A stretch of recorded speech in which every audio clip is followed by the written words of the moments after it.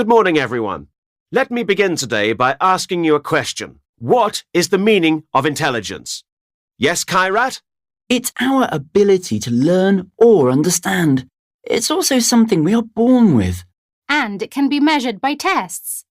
Well, yes, this is how many people view intelligence. In fact, some psychologists believe intelligence is a single ability that cannot be changed.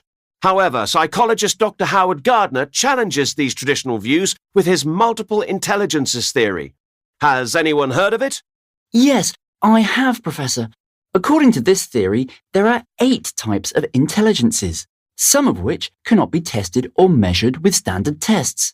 The theory further states that each person has several types of intelligence, one of which is usually the strongest. That's exactly right. It is Gardner's belief that everyone is born intelligent, each in their own way. He also thinks that individuals can improve their intelligence.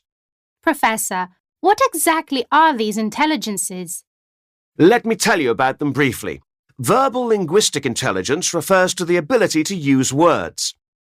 Logical mathematical intelligence is the use of numbers and logic. Musical intelligence is about music, rhythm and tone. Spatial intelligence has to do with one's ability to view images and shapes in their mind.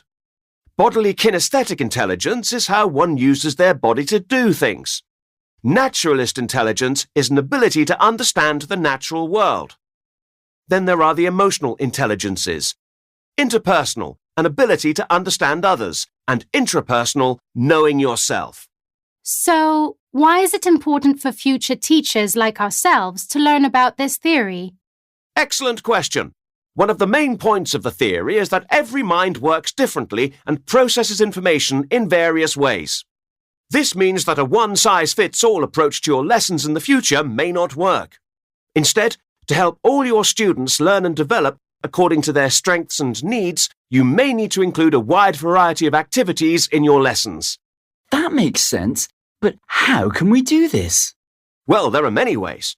For example, you can include group discussions for the more interpersonal and verbal students and hands-on activities for those spatial and kinesthetic students. We'll look at this in detail in your lesson planning workshop next week.